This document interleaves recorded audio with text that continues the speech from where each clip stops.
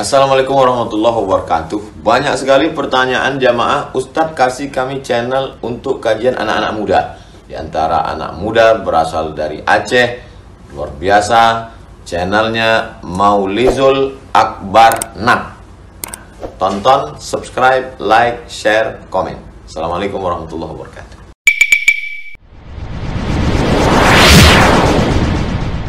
Assalamualaikum warahmatullahi wabarakatuh.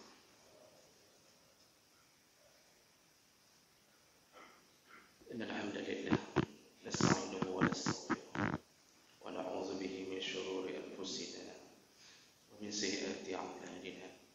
Man yahdihillahu fala mudilla lahu wa man yudlil fala hadiya lahu. Asyhadu an la ilaha illallah wahdahu la syarika lahu wa asyhadu anna Muhammadan 'abduhu wa rasuluhul karim. Allahumma shalli wa sallim ala nabiyyina al-Mustafa Muhammadin wa ala alihi wa ashabihi ajma'in. Amma ba'd. Rabbi shrah li sadri wa yassir li amri wa hlul 'uqdatan min lisani yafqahu qawli. Segala puji bagi Allah, kemudian salawat dan salam kepada Rasulullah, pada keluarga dan seluruh sahabat-sahabatnya. Bapak Ibu jemaah salat subuh yang Allah muliakan, insyaallah kita kembali sambung pelajaran kita masih seputar dosa-dosa besar. Di pertemuan kita yang lalu kita sudah membahas salah satu daripada dosa besar, yaitu tidak memberikan gaji atau menunda-nunda gaji atau upah kepada orang yang telah kita ambil jasanya. Kita telah mengambil jasanya dan dia telah mengerjakan apa yang kita tugaskan dengan sempurna. Lalu kita menunda-nunda upahnya, maka ini telah terjadi kezaliman ke atasnya. Walaupun kita merencanakan membayarnya, tapi kita menundanya. Ini zalim dan dosa besar. Begitu juga sebaliknya, orang yang kita sewa jasanya tidak mengerjakan seperti yang kita inginkan, lalu dia menerima bayaran tidak seperti yang diamanahkan, maka orang-orang ini pun mendapatkan dosa besar. Tukang-tukang yang bekerja tidak sesuai amanah, walaupun mereka telah diberi gaji, tapi mereka telah melakukan dosa besar, menzalimi orang yang telah mengambil jasanya. Baik, kita lanjutkan berikutnya, dosa besar berikutnya, yaitu iqra' syai'in minasyari' wa akhzu ujratihi. Menyewa sesuatu di atas jalan, lalu kemudian menjadikannya sebagai penghasilan, dan jalan itu bukan miliknya. Jemaah melakukan Allah Subhanahu wa taala, salah satu kezaliman yang paling banyak terjadi hari ini, kita menjadikan lahan yang bukan milik kita dan tanpa seizin pemilik lahan kita jadikan sebagai lahan bisnis kita. Lalu kita mulai menzalimi orang-orang dengan menyewakan lahan itu, dan kita mengambil manfaat. Padahal kita tidak ada hak apapun di atas tanah tersebut, tapi kita mengambil manfaat tanpa seizin pemilik tanah, apapun bentuk bisnisnya. Jawab dengan Allah Subhanahu wa taala. Sebelum kita lanjutkan pembahasan masalah ini, ada perkara yang perlu kita ulang kembali, dasar hukum mengambil tanah milik orang lain dengan apapun tujuan, kalau tidak ada izin maka haram hukumnya, walaupun cuma sejengkal. Jadi tidak peduli tujuan itu apa, mau dibisniskan, mau dibuat, bahkan mau dibuat dalam bentuk keagamaan pun, yang tanah itu harus dihalalkan. Rasulullah sallallahu alaihi wasallam menyebutkan dalam hadis riwayat Bukhari Muslim dari Aisyah radhiyallahu anha, qala Rasulullah sallallahu alaihi wasallam, man zalama qayyid ash-shabr min ardin tawaqahu min sab'i aradin.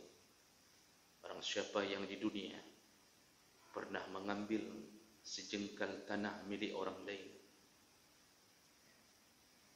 bisa jadi dengan menggeser patok tanah orang, menggeser pagarnya sendiri, lalu terambil tanah milik tetangga, walaupun shibr, walaupun cuma sejengkal. Maksud sejengkal cuma 5 cm, 10 cm, maka apa yang terjadi? Tawaqahu min sab'i aradin. Nanti di padang mahsyar Allah akan gantungkan tanah itu di atas pundak orang yang mengambil tanah tersebut. Bisa jadi tetangga kita tidak tahu seumur hidupnya bahawa batu bata yang kita pasang sebagai pembatas antara rumah kita dengannya ternyata telah bergeser sejengkal. Seharusnya itu berdiri di tengah-tengah antara tanah dia dengan tanah kita. Tapi mungkin kita kerjasama dengan tukang, lalu kemudian kita geser sedikit. Dan itu dalam keadaan kita sengajakan, maka nanti hari kiamat sepanjang tanah itu, berapa yang kita ambil? Panjangnya 10 cm, lebarnya 10 cm, panjangnya 10 meter ke belakang, tingginya 7 petala bumi, tingginya sab'i aradin, kata Rasulullah. Dicongkel kedalaman 7 petala bumi, diletakkan di atas pundak, berdiri di padang mahsyar selama 50.000 tahun lamanya dalam keadaan menahan-nahan beban.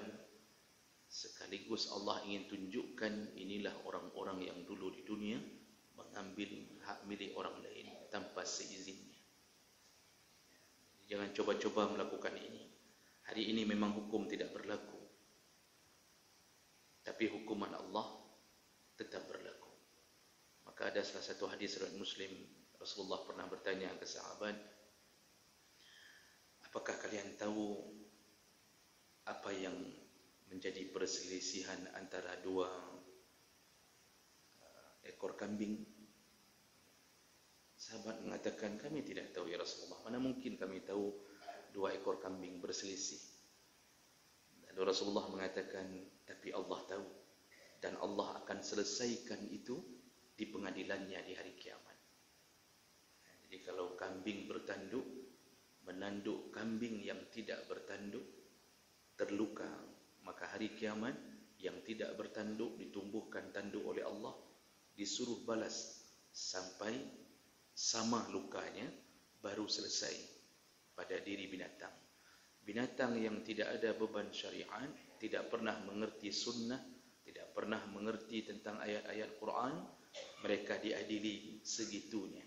Apalagi kita yang selalu mendengarkan ayat hadis, tapi masalah urusan dengan manusia, tentang uang orang, harta orang, kita telah menzalimi mereka, maka lebih dahsyat pengadilannya. Karena sistem Allah tidak akan pernah Allah maafkan dosa seorang hamba kalau urusannya adalah urusan menzalimi hak milik orang. Tidak akan pernah. Allah beri kekuasaan, hak veto, hak prerogatif penuh kepada sesama hamba. Tidak akan dimaafkan. Jadi jangan mengira salat tahajud kita mengampunkan dosa hutang kita. Jangan kira bahawa haji kita bisa meluntuhkan semua kezaliman apa yang pernah kita ambil dari tanah orang lain. tidak akan. Satu sendok pun, satu pisau pun yang pernah kita pinjam tidak dikembalikan, Allah akan suruh bayar dengan kebaikan yang pernah kita lakukan. Jemaah melakukan Allah, banyak sekali hadis-hadis yang tidak bisa kita baca. Dasar hukum mengganggu hak milik orang adalah haram. Dan ini urusannya besar di hari kiamat. Maka selesaikanlah sebelum datangnya kiamat. Bagi orang yang meninggal, itulah kiamat baginya. Maka sebelum datang malaikat maut di hadapan kita, selesaikanlah. Jangan berharap kalimat jroh di hadapan jenazah. Karena itu, sebenarnya walaupun tuntunan memuji jenazah, berharap semoga pujian itu menjadi doa, tapi sekarang banyak orang yang dipuji tidak sesuai dengan nuraninya. Mulutnya mengatakan jroh, hatinya mengatakan ini jenazah ini adalah makhluk yang paling jahat, tidak ada jroh-jrohnya. Cuma mulutnya terpaksa mengatakan jroh begitu. Ketika ditanya oleh imam, apakah jenazah ini baik, terpaksa semua jawab baik. Kalau berbeda, nanti dilihat sama semua jamaah lain. Lalu dikatakan, kamu ini enggak ada adabnya, jawab aja dulu baik, nanti masalah mencaci di belakang jenazah saja. Jadi jangan terlalu berharap dengan kalimat itu. Jadi jemaah melakukan Allah. Nah, berikutnya, setelah sekedar mengulang bahawa dasar hukum mengganggu tanah orang haram atau mengambil manfaat dari apapun harta orang tanpa seizinnya haram, maka yang dimaksud dengan iqra' syai'in minasyari' wa akhadha ujratahu, yaitu ketika kita bukan ingin memiliki tanah orang, tapi kita menjadikan tanah orang sebagai lahan bisnis kita tanpa seizin pemilik tanah. Contohnya banyak. Mulai dari mendirikan warung-warung kecil, atau kita letakkan gerobak-gerobak di depan toko orang yang dia telah menyewa ukuran tanah itu. Jadi kalau dia sewa toko, otomatis yang tersewa adalah seluruh bahagian toko dan tanah tersebut. Lalu kita tanpa meminta izin kepada orang yang telah menyewa toko dan tanah itu, kita letakkan gerobak nasi goreng kita di hadapannya. Kita jualan pulsa di depan toko orang yang dia tidak izinkan. Yang dia tidak izinkan. Itu contoh sederhana. Tapi ada contoh yang lebih dahsyat, yang paling sering terjadi, yaitu pekerjaan menjadi tukang parkir. Ini para tukang parkir itu harus berhati-hati dengan pekerjaannya. Bisa halal, bisa haram.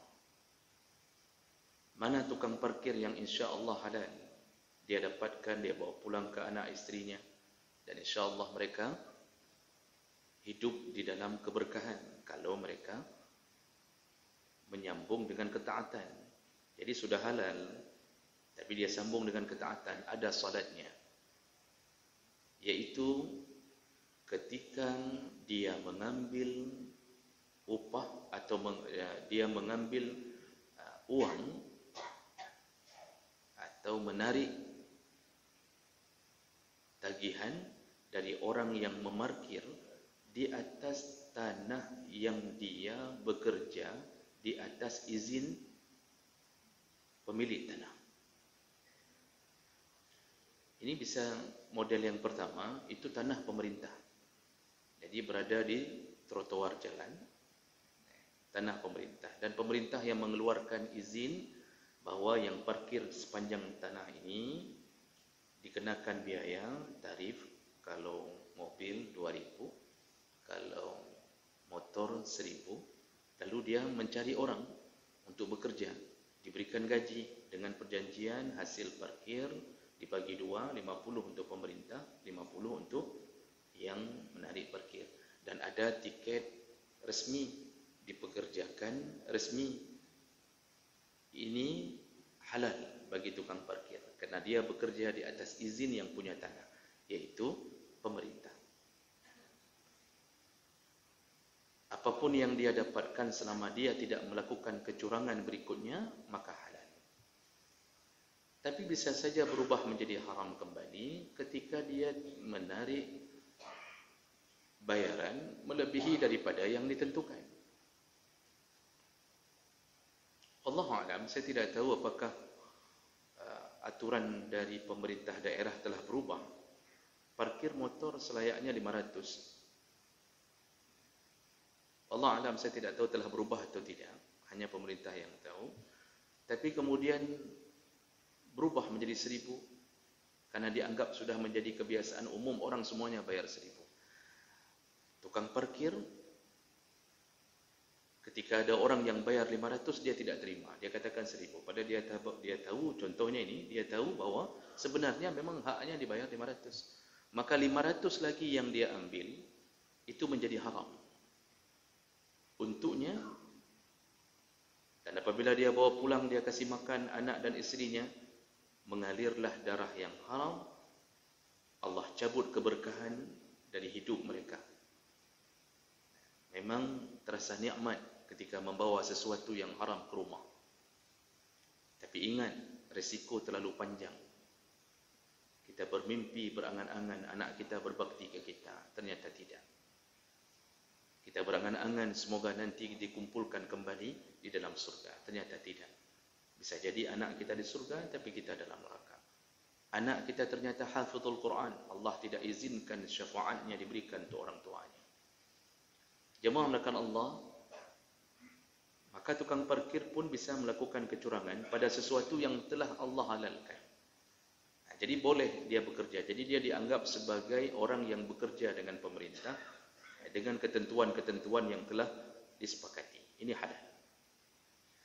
Metode kedua yang halal, kadang-kadang bukan tanah pemerintah, tanah seseorang.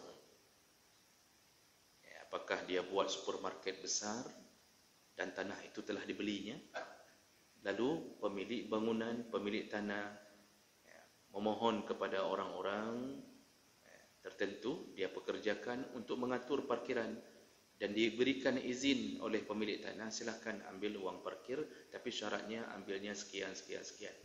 Maka itu juga menjadi halal. Menjadi halal untuk dinikmati oleh tukang parkir. Sama seperti tadi. Namun ada kalanya pemilik bangunan atau pemilik toko itu mengatakan parkir gratis. Sampai ditulis satu pamflet kecil di depan, parkir gratis. Lalu datang preman-preman di kampung. Dia katakan kepada toko, jangan buat parkir gratis. Ini hak kami para pemuda kampung. Kata yang punya toko, tidak, jangan ambil parkir di sini. Nanti orang malas belanja di kami karena terbeban dengan parkir.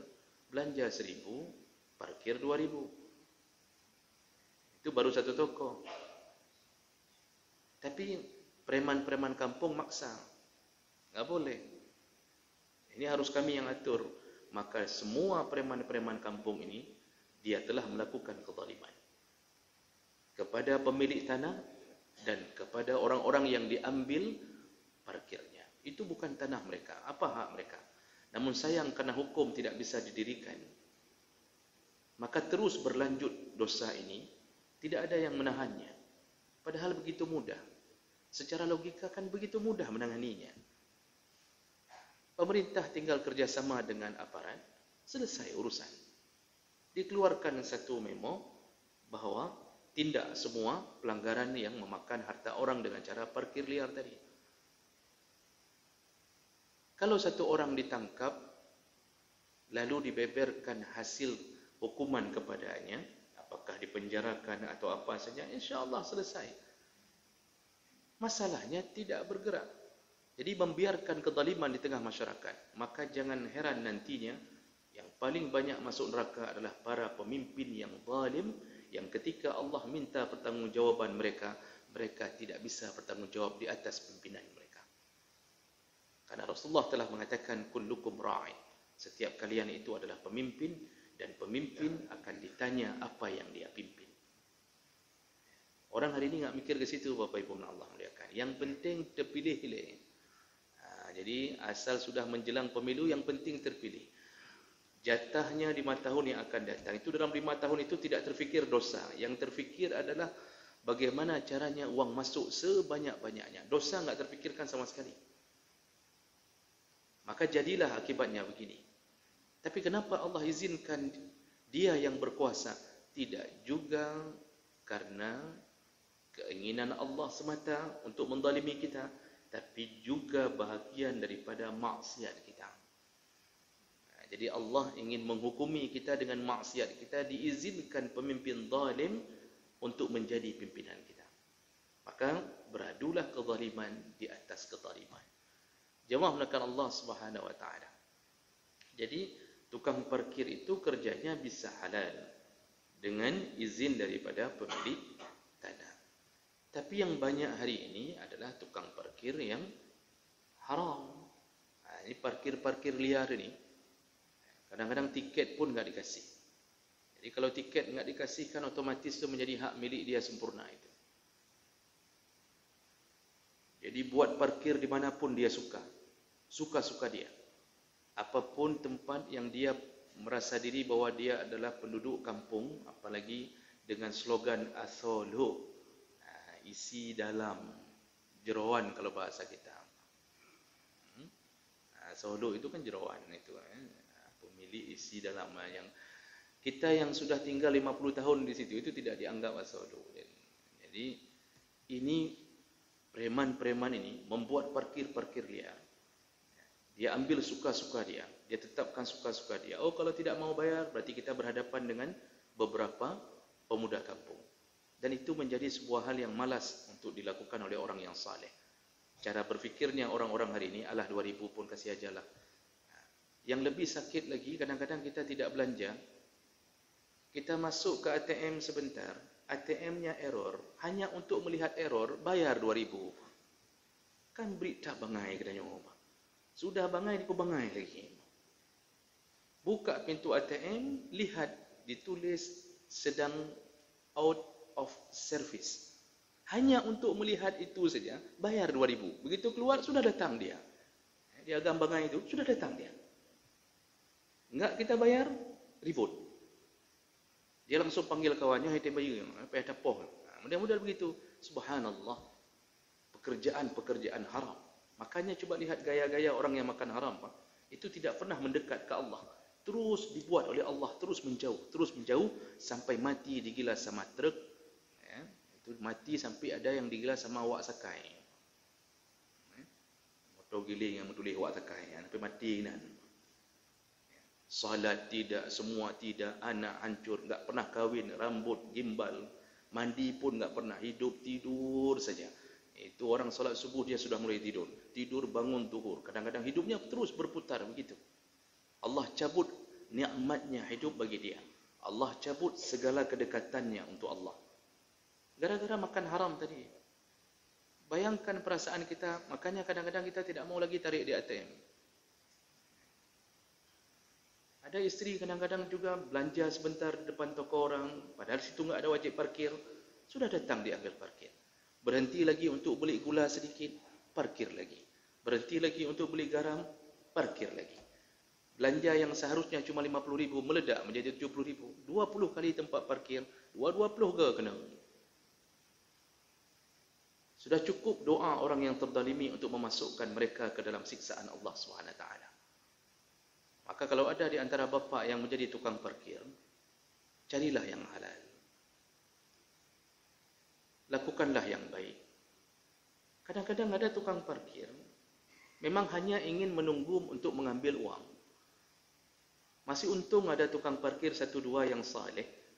Itu kadang-kadang ketika kita letakkan motor kita, dia ambil karton, dia letakkan, paling kurang kita bisa menerima manfaatlah sedikit. Jadi ketika kita kembali, motor kita dalam keadaan masih bisa diduduki dengan aman, tidak terlalu panas.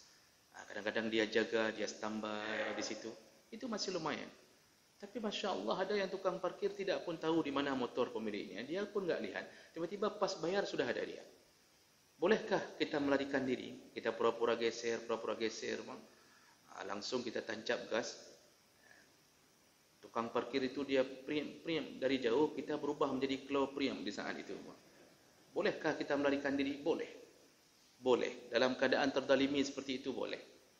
Tapi kalau parkir resmi, jangan lari. Karena itu hak daripada memang ketetapan yang telah ditetapkan oleh pemerintah. Nah, jemaah melakukan Allah Subhanahu Wa Taala. Kemudian, bagaimana kalau seorang membuat parkir di masjid lalu mengutip biaya parkir? Bolehkah? Dalam fikih, para ulama menjawab, tanah masjid adalah tanah wakaf. Dan itu dikelola oleh si orang yang telah diwakafkan. Kalau sekarang ada pihak ketiga bernama Nazir Wakaf. Nah, dia kelola. Maka semua urusan itu harus seizin daripada Nazir Wakaf. Kalau yang mewakafkan tidak pernah memberikan izin untuk dijadikan lahan bisnis, maka parkir di masjid juga tidak boleh dikutip pembayaran. Kalau itu masih masuk area tanah wakaf masjid. Tapi kalau sudah di luar pintu pagar masjid, kebetulan orang parkirnya di atas jalan raya, di luar pintu pagar masjid dan bukan tanah masjid, itu berpulang ke hukum tadi. Kalau pemerintahnya memang telah menetapkan yang parkir di sini, ini ada retribusinya, maka tidak mengapa insya-Allah. Tapi kalau tidak ditetapkan, terjadi parkir liar, sama hukumnya haram, karena tidak ada izin dari pemilik. Jadi jangan kutip uang parkir di dalam area masjid kalau memang itu menjadi area wakaf dan tidak diizinkan oleh orang yang mewakafkan. Apalagi yang sudah mewakafkan sudah meninggal dunia. Bagaimana kita memohon izin kepadanya? Nah, jadi jemaah melakukan Allah Subhanahu Wa Taala. Dan yang terakhir, apakah kalau kita kehilangan barang kita, wajibkah dibayar oleh tukang parkir? Kan banyak dari kita yang mengeluh. Bahasa kita biasanya, copeng luar BM, nyoga dah, anai bayar. Kan begitu ceritanya. Itu waktu dia ambil parkir, kalau hilang, enggak dibayar pun. Apakah itu wajib?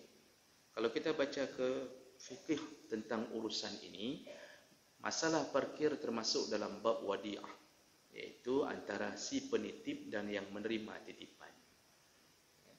Yang paling banyak mengambil manfaat adalah yang menitip. Yang menerima titipan menjaga barang yang dititip. Nah, kalau hilang barang itu, wajibkah dia bayar? Jawaban para ulama dalam fikih bahawa kalau seandainya barang itu hilang setelah si tukang parkir benar-benar menjaganya, jadi dia bukan orang yang meninggalkan tempat, tapi hari itu dia tertipu. Mungkin yang keluar dari toko ternyata pencuri, mendapatkan kunci yang jatuh. Artinya dia pikir itu pemilik motor. Maka tidak wajib tukang parkir mengganti. Karena itu bukan bahagian yang dia sengaja.